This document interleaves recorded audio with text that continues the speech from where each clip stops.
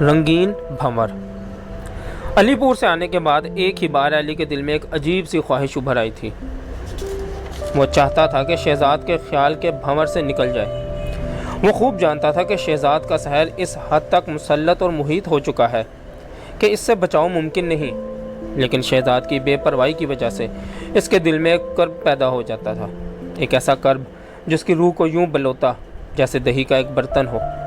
بسا اوقات سوتے وقت جب اسے شہزاد کا خیال آتا تو اس کے ذہن میں شہزاد کا بھرے ہوئے تاروں سے بھرا ہوا نقاب آ جاتا اور وہ ان بھرے ہوئے تاروں کو گنتا۔ اس وقت ایک گوشت کا لوتھڑا غفور کی شکل اختیار کر لیتا۔ ہی وہ کہکہا مار کر ہنستے ہنستے اس کا منہ نبات کا رنگ اختیار کر لیتا۔ بازو اور ٹانگیں کٹ جاتی اور وہ چلاتا، ایلی تم ایلی؟ ایلی کی نگاہ تلے اس وقت وہ اندھیری بند بیٹھک ابھر آتی۔ بیٹھک کے وسط میں آب زمزم کی ایک جھیل ابھرتی اور جھیل میں سے شہزاد سر نکال کر کہتی، ایلی تم؟ اس وقت شہزاد کے انداز میں طنزیہ تمسخر کا ایک طوفان کھولتا اور ایلی کو اپنی لپیٹ میں لے لیتا۔ پھر گوشت کا ٹنڈ منڈ لوتھڑا کہکہا لگاتا، تم۔ اس وقت مختلف شکلیں ایلی کے روبرو آ کر ناچتیں گاتیں، بھیڑیے کی کھال اتر جاتی اور اندر سے علی احمد ہنستے، شہزاد یہ تم کیا بچوں کو اکٹھا کر کے بیٹھ رہتی ہو؟ کبھی ہمارے ہاں بھی آؤ نا، کیا کہتی ہے؟ تھیٹر کا پردہ اٹھتا اور صفدر ایک ڈرامائی انداز سے داخل ہو کر کہتا، ایلی میری طرف دیکھو، ایلی میں یہیں رہتا ہوں، اس رنگین چوبارے کے نیچے میں یہاں دہلیز پر پڑا ہوں، کبھی مجھے بھی مل لیا کرو، کبھی مجھے بھی کبھی۔ پھر وہ گانے لگتا، اے دلبر ہوں میں فدا۔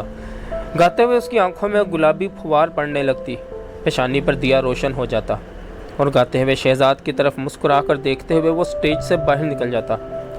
پھر شہزاد اٹھ بیٹھتی اور ٹرنک کھول کر سفید پھولدار دوپٹہ لے کر کہتی، ہاں مجھے جانا ہے، مجھے جانا ہی ہوگا، میں جاؤں گی، میں جا رہی ہوں۔ اور گوشت کا لوتھڑا کہکہے لگاتا۔ ایکٹر مسکراتا اور علی احمد ہنستے، ہی اور علی کو محسوس ہوتا جیسے وہ سب اس پر ہنس رہے ہوں اور شہزاد در پردہ ان کے ساتھ ملی ہوئی ہو۔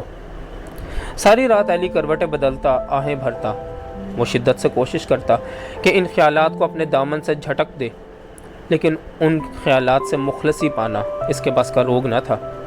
اس روحانی کرب کی وجہ سے وہ چاہتا تھا کہ شہزاد کی گرفت سے نکل جائے، لیکن اس کے ساتھ ہی شہزاد کے تصور کی رنگینی، شہزاد کی جاذبیت اور شہزاد کی تسخیر کی عظمت بے پناہ کیف کے حامل تھے۔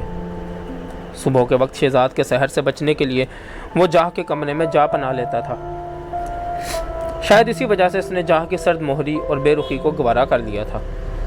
جاہ کی شکوک بھری نگاہوں سے بچنے کے لیے اس نے ان رسائل، اخبارات اور کتابوں کی ورق گردانی شروع کر دی تھی جن کا جاہ کے کمرے میں ڈھیر لگا رہتا تھا۔ ایلی نے پہلی مرتبہ محسوس کیا تھا کہ مطالعہ امتحان کے خیال سے ہٹ کر بھی ممکن ہے۔ پہلے پہل اس کی توجہ تصاویر کی طرف مبذول ہوئی تھی اور تصاویر کا تفصیلی مفہوم سمجھنے کے لیے اس نے ان کے نیچے لکھے اشارات پڑھنے شروع کر دیے تھے۔ پھر آہستہ آہستہ اس کی توجہ رسائل کے مضامین کی طرف مبذول ہو گئی تھی۔ ایلی کو کتابوں اور رسائل کی طرف متوجہ دیکھ کر جاہ کی سرد مہری تمسخر میں بدل گئی۔ تم یہ رسالہ پڑھ رہے ہو کیا؟ کتاب کو یوں نہ موڑو، پہلے کتاب پڑھنے کا سلیقہ سیکھو۔ یہاں اور جریدہ یہ دنیا کے عظیم نقوش کا مجموعہ ہے، اسے دیکھ کر تم کیا سمجھو گے؟ لیکن ایلی کے لیے جاہ کی باتیں ہاتھی دانت کی حیثیت رکھتی تھیں۔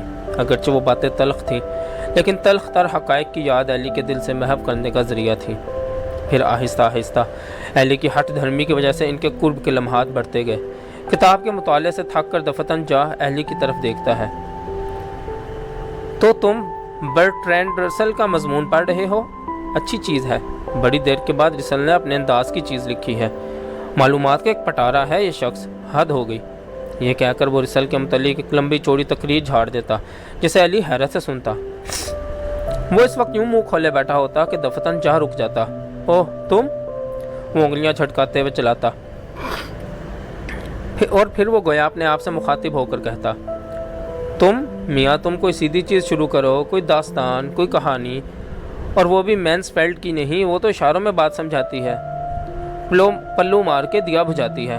क्या चीज़ लिखती है, वाह वाह वाह। और फिर यूँ साकित तो जामिद हो जाता जैसे पत्थर का बना हो, और एली हैरत से उसकी तरफ देखे जाता। जहाँ की बातें सुनकर एली को दफतन ये एहसास होता जैसे कोई कुएं का मेंढक फुदक कर समुंदर में जा गिरा हो।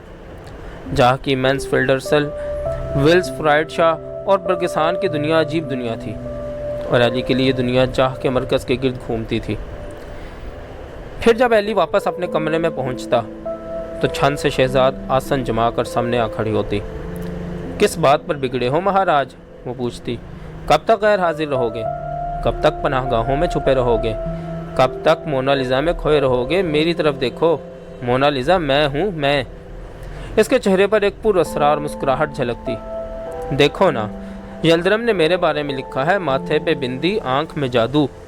उस वक्त शहजाद के माथे का तिल टक से यूं रोशन हो जाता जैसे बिजली का हुंडा हो, और आंखें नाचती, और रसल विल्स शाह और फेस फील्ड्स अदब एक तरफ कतार लगाकर खड़े हो जाते, और फिर चुपके से एक एक करके कमरे से बाहर निकल जाते, और शहजाद वहाँ अकेली रह जाती और उसकी शख्सियत दो हिस्सों में बट जाती। एक तरफ मैडोना का जमाल इसके गिर्द हाला बना देता, और दूसरी जानिब डायना का ख्याल इसमें वकार भर देता। और अली महसूस करता जैसे वो उससे लैला हो, और वो दुम हिलाता हुआ डायना के कदमों में जा बैठता।